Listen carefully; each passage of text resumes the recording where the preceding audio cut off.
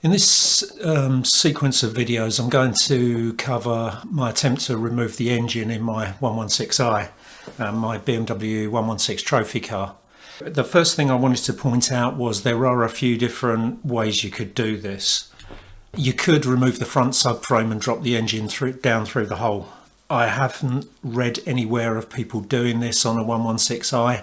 Years ago I did do it on a car when I changed the engine in a Mark II Jag because the engine was so heavy I didn't fancy lifting it over the body.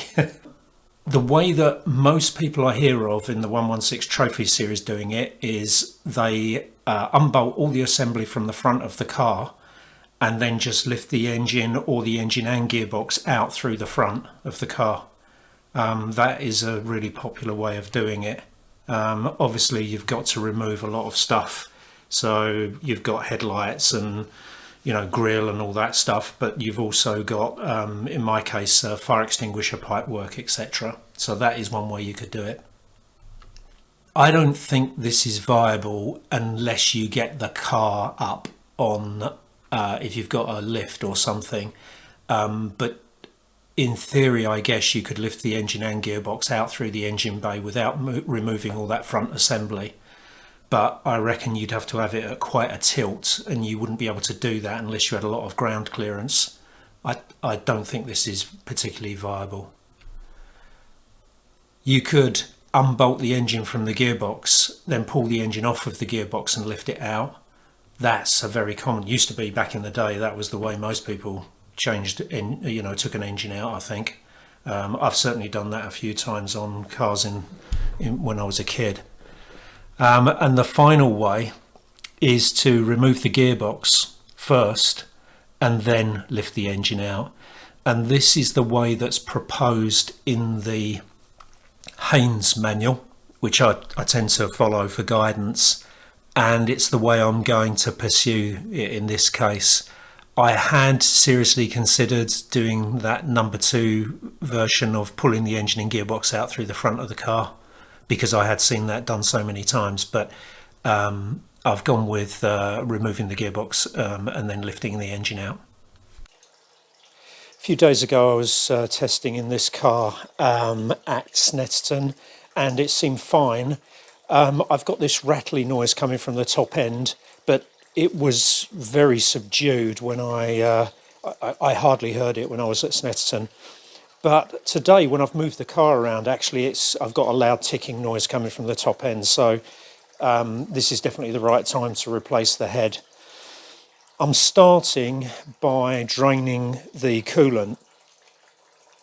Maybe I should start by draining the oil because I should get the engine hot and then drain the oil, but I don't need to do that in this case because I'm taking the sump off, I'm taking the head off. I can clean out all of the sump and all of the head. So I don't have to rely on the oil getting hot and swishing around and collecting up all the particles and whatever.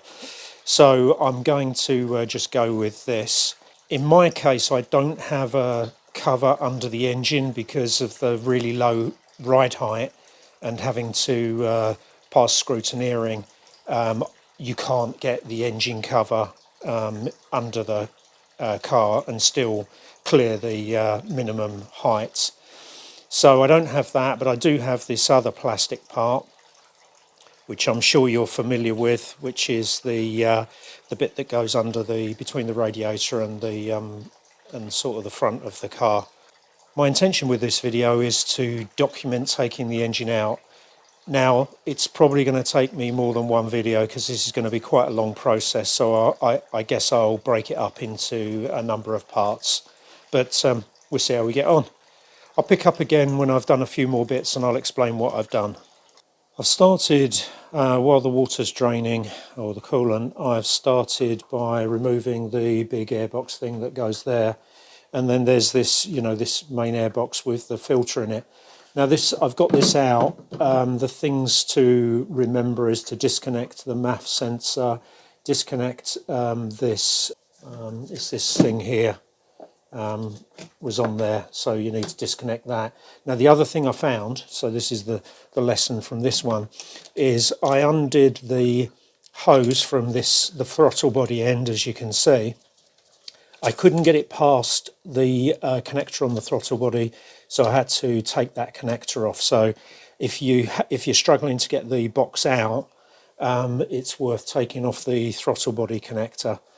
On my car, it's slightly more complicated by the fact that I've got these oil cooler braided lines. I hope you can see those coming out of the side of the filter housing, and that actually got in my way a bit, but yeah, it came out okay. Just wriggle it around a lot and make sure you disconnect that throttle body connection. A point worth mentioning with the coolant is that I'm using one of these oil drain trays, as you can see, and there's more coolant in it than that tray can accommodate. So main thing is don't just start it draining and walk away, because you'll end up with your garage floor flooded with coolant. So I plugged, I put the plug back into the radiator, emptied it, and then started to drain again. So I'm putting it in an old, it's actually a can that's had screen wash in it, but I have cleaned it out. I've put the coolant back in there because I am going to reuse it. It's pretty expensive stuff, this stuff that I'm using.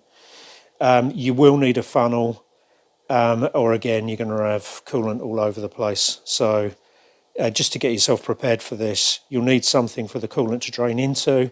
You'll need a bottle or some sort of plastic can to contain it, and you're going to need a funnel probably to get the stuff into the can.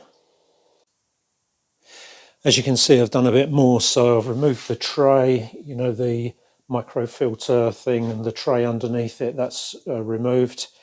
I've what else have I done? Oh, I've disconnected this thing.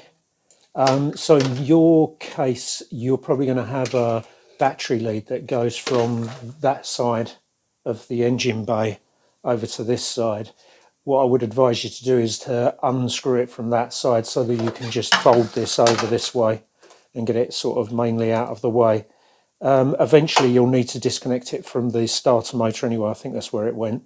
I don't have that in my car because all my battery is behind the passenger seat and all the cables have been rerouted, so mine's slightly different in that way. So my next plan is I've got to get the radiator out, obviously. But what I thought I'd do is disconnect the remainder of this wiring. So I've got some additional wiring for my oil pressure and water temperature gauges. So I'm going to disconnect those. I must admit, the bit I'm going to really dread is disconnecting the oil cooler pipe work, because there's bound to be oil and it's bound to go all over the place. So I'm not looking forward to that bit, actually. But what I hope to do is get one of the pipes off and then sort of drain it and then get the other one off. But I'll try and get everything else off from around the engine bay. The whole induction system's got to come off, so the inlet manifold's got to come off, and obviously the exhaust manifold the other side. And I think what you do is you unplug all the plugs out of the ECU and then pull all those out. But at that point, I'm going to have to consult the Haynes manual. At the moment, I haven't looked at the manual, so I might be doing this all in the wrong order, but it seems to make sense. I'm basically removing everything around the engine. The other thing that I'm sort of dreading is I've got to disconnect the power steering reservoir from the top of the power steering pump. That's going to involve loads of stuff shooting out all over the place, I would imagine. So what I might do is I might try and syringe the ATF fluid out of the it's not ATF, is it? Power assisted steering, the PAS fluid. I'll try and syringe that out of the reservoir, I think, so that I don't get so much of the stuff all over the place. Anyway, we'll crack on. Made a bit more progress. All of the water pipe work is disconnected. I've got a heater pipe here which I've just wedged up there against the bulkhead, and I've removed the radiator connector and the where I've removed the big hose that goes down onto the water pump from the radiator, there's a exit temperature sensor, so it senses the temperature of the water as it comes out of the radiator after being cooled. So that's got a little plug on it, so I removed that. And that wiring is over here. One thing to tell you is that when you remove the bottom hose that goes from the water pump to the radiator, the clip, you'll need to get under the car to flip the clip open so that you can get the pipe off. And also, as I'll show you, coolant came pouring out of it when I disconnected it. So you probably want to put something underneath the water pump as you disconnect that pipe. So I made a fair bit more progress, and I'll explain what I did. So I needed to take the fan out. That came out okay, no problem. That was the next thing I did after I closed off the last video. And then I needed to get the radiator out. The thing I'd forgotten was that you have to take out the PAS reservoir bracket. So that fits in this area here. You can't get the radiator out without removing that. So I took that out, and actually then I realised I could just turn the PAS reservoir upside down and drain it into a pot, which is what I did. I'm going to throw away the resulting fluid because it's pretty dirty actually. It was fresh at the beginning of the season, but one of the things about these cars, certainly on a track, is that the PAS fluid gets quite hot. In fact, there's been talk about, is the PAS cooler sort of snake thing that's in front of the radiator, is that actually enough to cool the PAS fluid? Because it does seem to get quite hot, and I think it might get slightly burnt. So that causes it to go dark and cloudy, which is what it's done. After I did that, I then disconnected all of the PAS pipework, and let me see if I can show you this. Hopefully just there you can see the two metal pipes that make up the sort of snake thing as I described it, the cooler that goes behind the radiator. So I just pulled the hoses off of that. So the way those work is they've got a grey sort of ring around them. What you have to do is you push the hose in towards the metalwork, so push it in further, so as though you're pushing them together more. Press the grey ring in and then push the whole lot out, and it comes apart. It doesn't come apart easily. It is a bit of a struggle, but that's how it's done. So that got rid of that. You can see that I've removed the other hose. This hose here, this connector here goes to the reservoir, and this one goes to the water pump.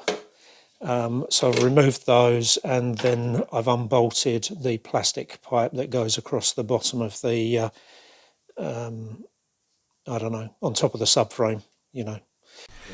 The other end of this hose attaches to a pipe that comes through the bulkhead from the heater unit, and eventually I just disconnected the whole thing and lifted it out so it was completely out of the way. Now the one thing that I have found that's really disappointing is that this oil hose stuff has frayed, very slightly frayed, just a few fibres have come out of it, and of course they're stainless steel and they cut you to ribbons. I've stabbed myself about half a dozen times, and I've got blood in my other glove where I've stabbed myself with it. Not a lot of blood.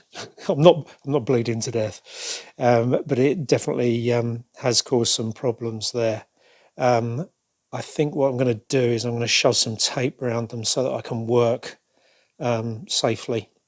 The only other thing I would say is I'm sure this seems obvious, but I will mention it because I've fallen foul of it. Be really careful with your radiator. I stuck a spanner through my last one. You got to be so careful. When you sort of disconnect when you remove the PAS reservoir from its bracket, if you're not careful, that'll jam itself against the radiator, so you've got to be so careful. Otherwise you're going to end up buying another radiator. Another thing I need to mention here, a difference with my car and perhaps your car, is that I don't have air conditioning. I deleted it. So I don't have the compressor or any of the pipe work. Now, as you can see here in the manual, it says that you should be able to just unbolt the compressor from the side of the block and then support it and move it with the pipework to one side. So you shouldn't need to disconnect any pipework or have the system depressurized. Now that's also true with the powered steering. You can disconnect pull the power steering pump off the front of the water pump, or split them, and then move the power steering pump to one side with its pipework. But I decided that if I had the pump there and the reservoir and all the pipework, it's possibly all going to get in my way. So I decided to disconnect it and take it out leave the water pump and steering pump together, bolted together, and take it out as one unit and disconnect all the pipework.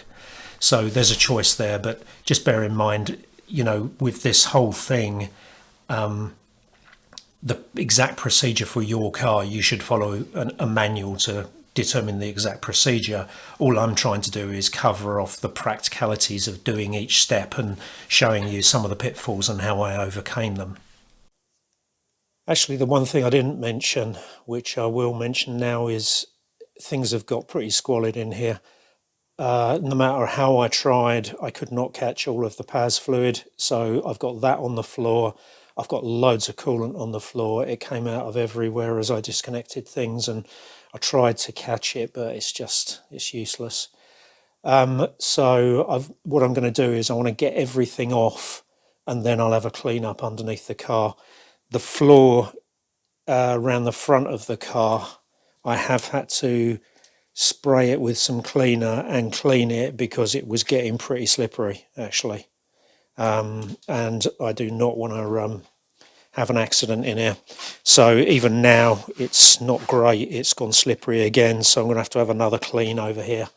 But I'll try and get everything else off. Of course, the next thing I'm going to disconnect is going to be the oil pipes, and I can't see how I'm going to avoid spewing oil somewhere.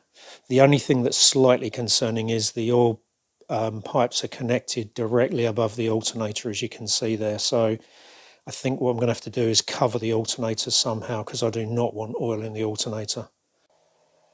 Bit of a shift of plan here. So the only thing I've just done is the power assisted steering pipe that comes out of the side of the pump and comes across and goes to the snaky cooler thing. I've removed the banjo bolt from the other side to pull that away, and that's now draining into a really messy tub thing on the floor. I've got that out. I was next going to crack on and disconnect the oil pipes, as I said, and put a cover over the alternator. But I've realised that a much better thing for me to do next would be to remove the induction system, because then that will give me a lot more space around the alternator, and then I can cover it up properly and probably have less chance of getting spills all over the place. I think the other thing I'm going to do is I'm going to remove the auxiliary drive belt, because if I get oil on that will mess that up. So I think I'll get that off and then move on to do the induction system. Now, to do the induction system, I've got this cable here, which I believe that's connected to the spark plug coils, if I remember rightly. So I'm going to need to take the cover off this cover thing here. Yeah, I need to disconnect the spark plug coils, and then I can lift all this wiring over this side of the engine bay, and so it's out of the way. And then I've got to disconnect the fuel supply to the fuel rail for the injectors, take the fuel rail off, and then I should be able to unscrew the manifold and lift it all out. Oh, I've got to do this crankcase breather thing, and there's another, what do you call it, EPV, is that what you call it? The petrol vapour, whatever it is, thing stuck on the side of the manifold here. That's got to come off. I think that's it, actually. It's just those things. Oh, and the cabling here is pushed onto it's got big rubber things that push onto a clip that's on the induction manifold, so I need to get that cabling off as well. Just pull it off of the clip, and I should then be able to lift out the manifold complete with the throttle body. So we've made a bit more progress. I've disconnected the coil pack wiring and pulled it to this side of the car, so the left-hand side of the car. And I've freed up the bundles of cables here from their brackets. And if you can perhaps see it in the background here, just there is the fuel feed. So I pulled that off the back of the fuel rail. And it's got one of those connectors similar to the much the same as the one I said earlier about the power assisted steering cooler.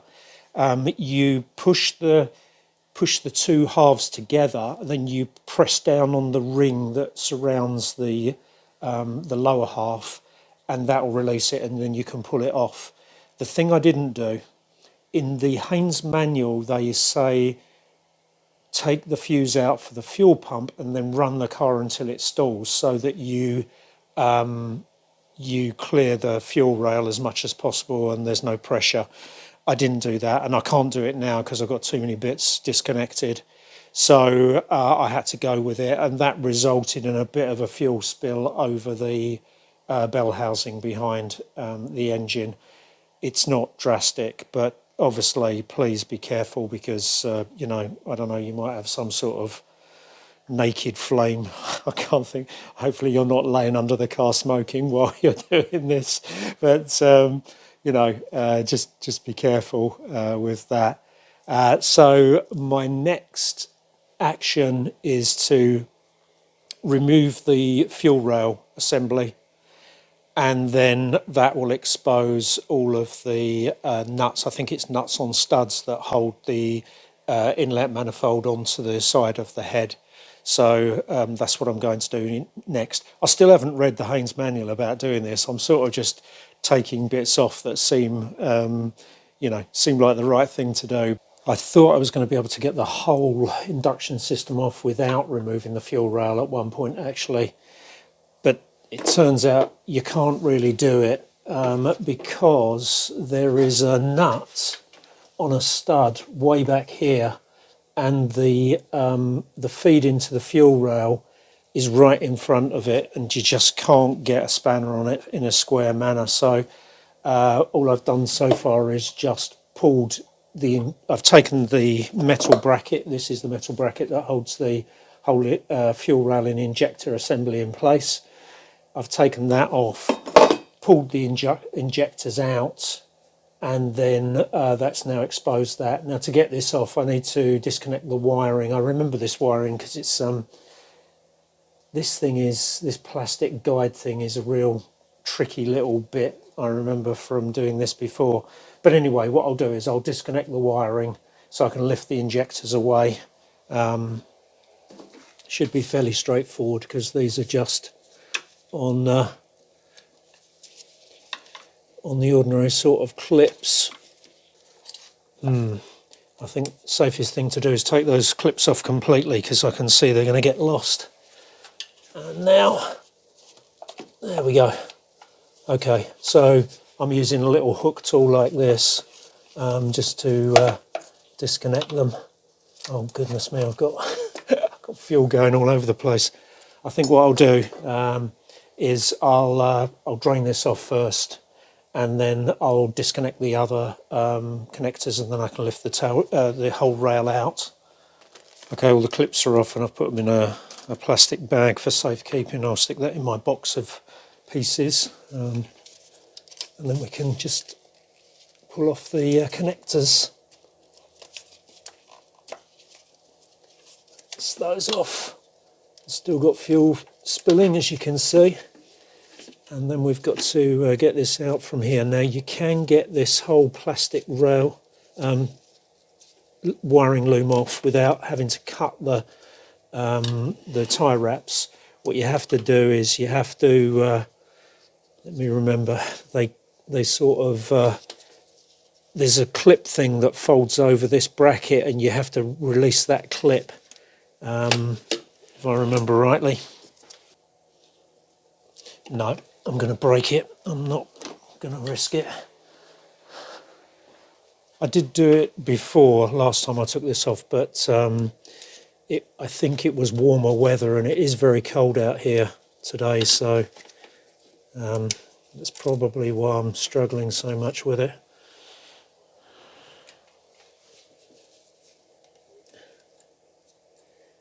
Be very careful not to cut the wire.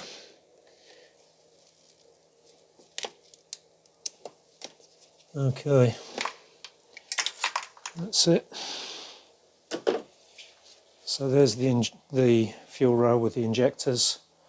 You can see it's sort of gunky around here. That's I put silicone grease around it when I put them back in, only a smear, but it seems to have, I don't know. No, it's okay. I mean, I'll clean it all up, and we'll go again with it. But yeah, they should be okay. So I've collected as many boxes as I possibly can to put stuff in. So I'll put the clips in with the rail, so we've got them together. I remember when I was building the car, the one thing that was a continuous problem was running out of space in the garage. I had another rack up, which I think I got rid of in the end, that had parts on it, and even now the garage, I've got a big double garage. I'm really lucky, but it's still in a heck of a mess. But I'm going to have a bit of a tidy up when I actually get the engine out, because I want some clear space to work on the engine. Okay, so we've got one more nuts. So I said earlier I thought it was nuts on studs. It's a mix. There's a bolt at the front, and then I think all the others have been nuts and studs. So let's get this one out of the back here. They're 11mm, which is same size as the exhaust manifold, isn't it? I think that's 11mm as well. When I say 11mm, I mean 11mm across the flats, not M11s. That would be a bit big. I don't think it's such a good idea making this the last nut to get out, actually, because it's the one thing that's holding the whole induction manifold in now. And it would have been better if it had been another one. Oh, this floor is getting really slippery. I keep losing my footing. Okay. Now, that should be everything, I think. Just make sure there's nothing behind. So let's see if it'll come out. Nope, there's something holding it. Let's get this. Oh yeah, there's this thing on the side. Oh, I forgot about this. Yeah, actually there's a couple more things to remove. So the petrol vapor valve is down here, and that needs freeing off the bracket, and the this cable is also on the same bracket, so I need to get those off. So we'll have a little pause there while I struggle with that. Let's see if I can show you what I just struggled with. So here's the vent, the petrol vent thing, and then this cable, and they both went on this bracket here, so I need to pull that off of there, and the cable off the other side. Hopefully that makes sense. I think it should come out now, so let's give it a go. Okay, have another go. Let's move that.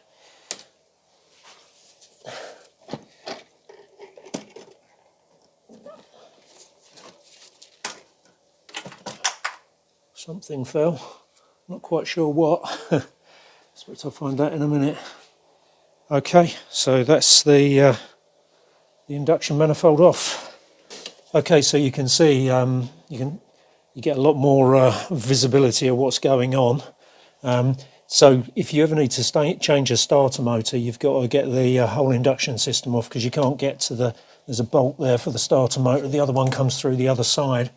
So you have to take the induction system apart. Look down the ports. I tell you one thing, they are very clean. The backs of the valves are very clean. So this thing where, they say if you have direct injection into your cylinder, the inlet ports tend to gum up.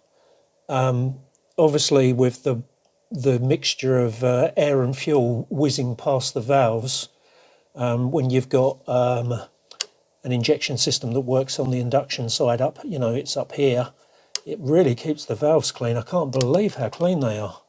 That's amazing. They're actually shining. The exhaust valves don't look so good, I can tell you. I've seen them. They look a lot more gummy and horrible. But yeah, that's amazing. Okay, so what we will do, although I'm going to take the head off anyway, I will put some paper towel down the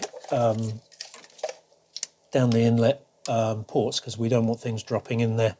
So I guess the next thing for me is to cover up the alternator and get these oil pipes off. I can't believe how stupid I was here. The alternator had to eventually come off, so why didn't I just take it off at this point? So don't do the stupid thing I did here, just take the alternator off. Well, the plan seemed to work okay at first, so I took the first pipe off the top, this one hit off this spigot here, and I did get some oil out of it, but I've managed to catch it in a small pot down there, and it's not too bad, although I did get some on the floor. But when I removed this one, the oil came gushing out, so I guess it's because the oil filter is full of oil, the oil filter housing. So I'm going to get that off. I've actually loosened this already, but let's take this right off. Right. What we're going to put this in? Running out of containers and all sorts. I'm going to stick it in this. Yeah, there's not too much oil in there actually, but there is enough to come leaking out.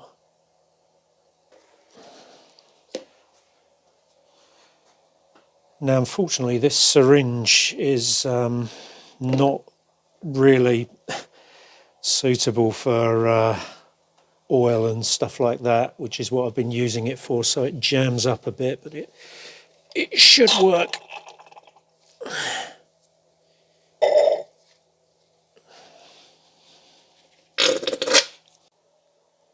Just as I was wrapping up yesterday, the battery gave out on my phone that I'm using as a camera. So let's just summarise what happened. So as you saw at the end of the video, I was siphoning the oil out of the filter housing. That all worked okay. I syringed it out, and after I'd done that, I didn't get any more oil coming out of here. So I've finished off by just cleaning round the inside with some clean paper towel. So that's all done. I haven't done anything else. The only other thing I've done, you can see I've pushed some paper towel into the inlet ports just to stop anything going down there. Let's see if I can recap a day later. This is the following day, but let's see if I can recap here. So we've removed the radiator, the fan for the radiator, all the associated pipe work. I've disconnected the para-assisted steering hoses from the cooler, the PAS cooler that sits in front of the radiator. I've disconnected the PAS pipe that connects to the pump. There's a banjo joint there, and I've unscrewed that and pulled that off. I'll need a couple of new crush washers for that when I refit it. And then I removed the induction system, which involved me starting off by disconnecting all of the coil packs so that that was all out of the way. And then I removed the fuel rail. No real special note to that. The clips that connect the connectors onto the injectors were a bit fiddly, but they were okay. Got those off. And then that enabled me to then remove the induction manifold and throttle body. So we've taken all that out. I can't remember if I mentioned this before, but I will mention it again. If you have trouble getting the inlet manifold out, it's probably because you've got either one of the many pipes still connected, or more likely there are steel brackets on the induction manifold. I'll show you. Brackets like these ones here, where you'll find there are these rubber things that are holding the cabling are pushed over them. And you see there's two down here as well. And what I found in the past was I was unable to get the thing out. And the reason was because I still had something connected down here, you know, one of these rubber collar things. So just make sure you remove those.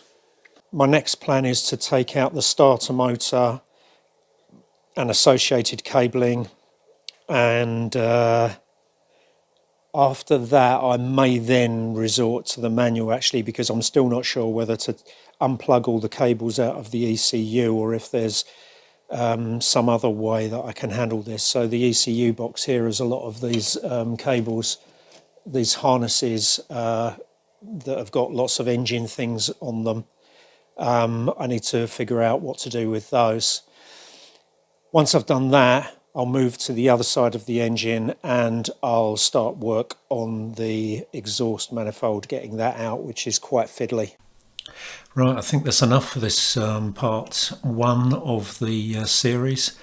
In the next video I'll cover removing the starter motor, exhaust manifold, and a lot of the connecting stuff around the gearbox, including actually the prop shaft.